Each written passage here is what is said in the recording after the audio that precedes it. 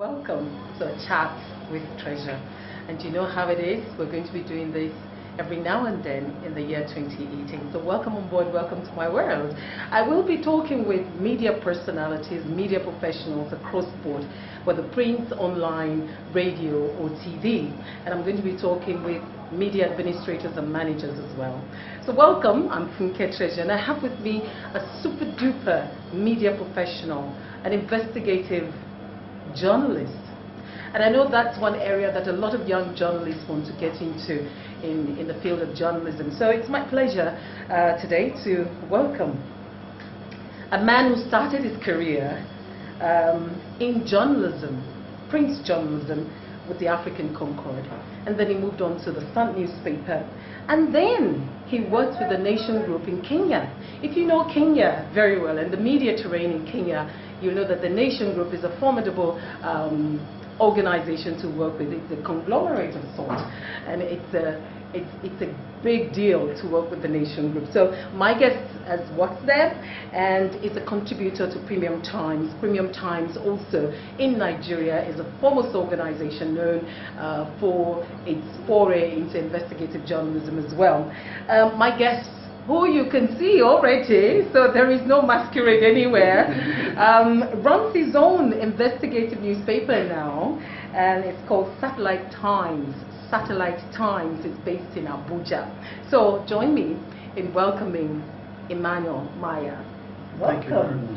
Welcome. It's a big deal to have you as my first guest on A Chat with Treasure. All right. So you have won a record 22 investigative journalism awards. How did you do it?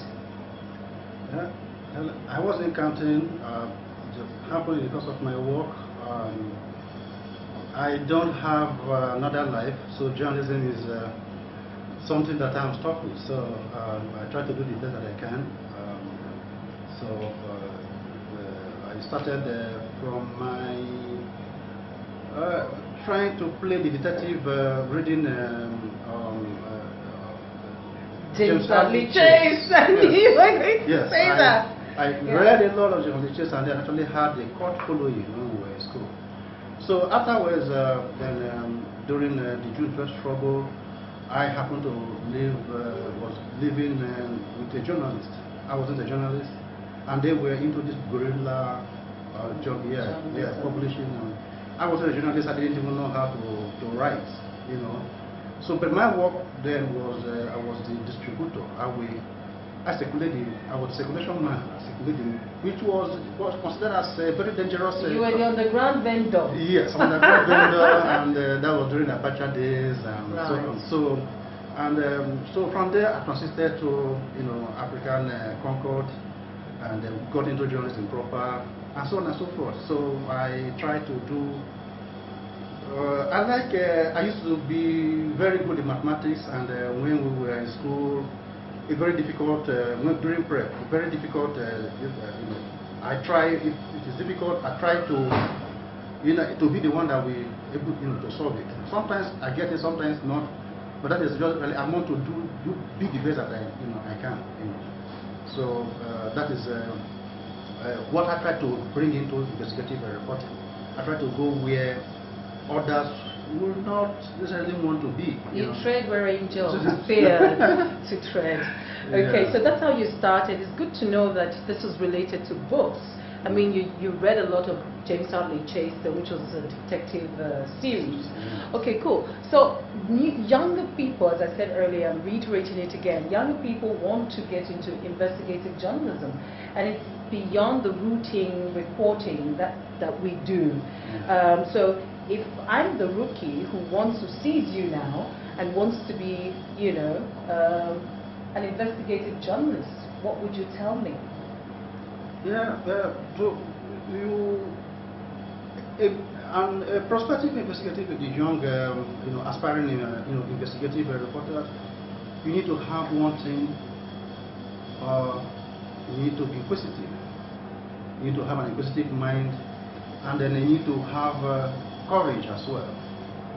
It is like I grew up in a farm. My father was a farmer, and so it is like I'll give an analogy of a boy or a man and the snake.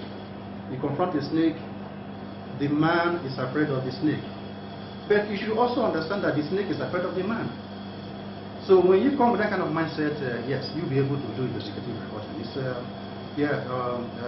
try to go beneath the surface, and you also be able to have people that you look up to, like mentors, role models, and then you try to understand issues.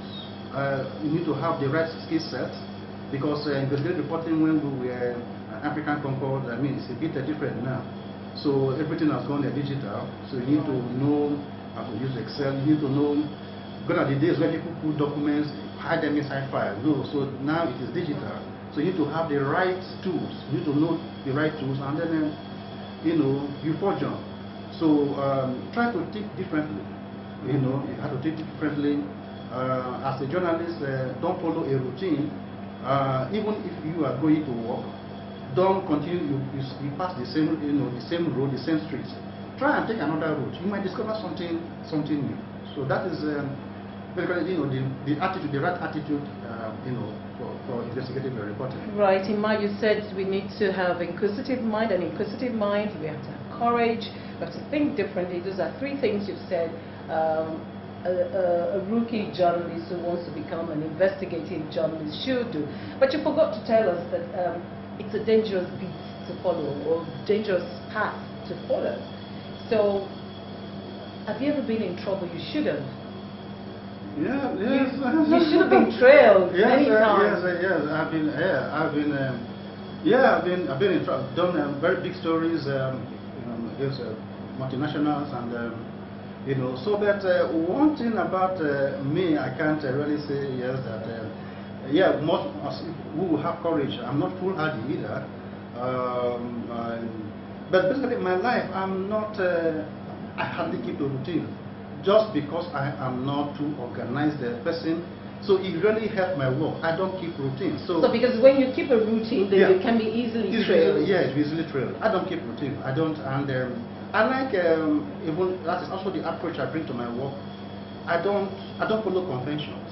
I don't follow conventions. I don't walk a straight line.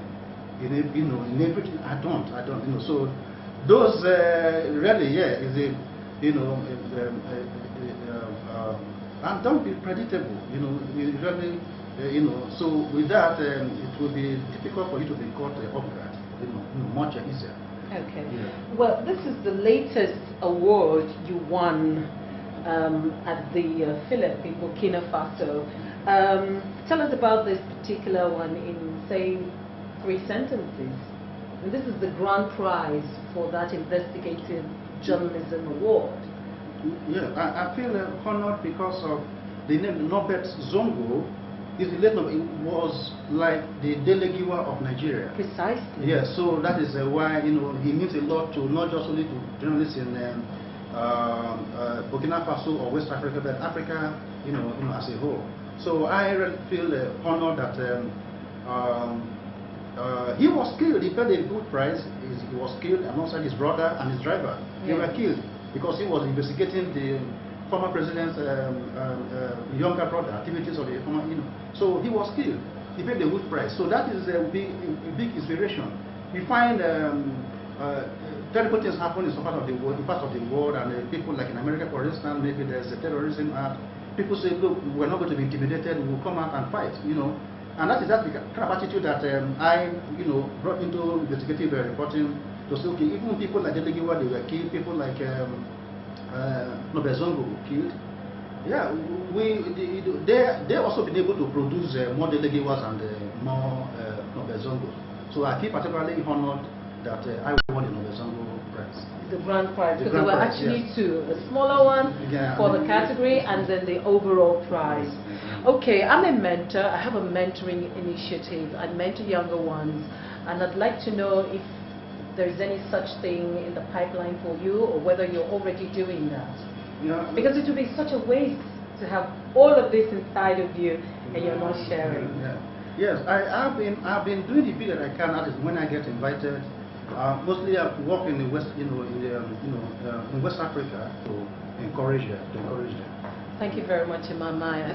You've heard it. I know that a lot of young people watching would like to contact you. Would you want to give your email? Is that allowed? Oh, that would be great. Okay, so then give us. Okay, I could be reached on Emmanuel Mayah, Emmanuel, E-M-M-A-N-U-E-L,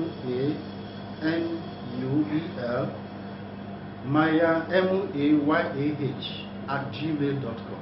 Okay, it's very simple. EmmanuelMayah@gmail.com. All right, thank you very much for joining us on A Chat with Treasure. I'll be back with another media professional very soon. Thank you for watching.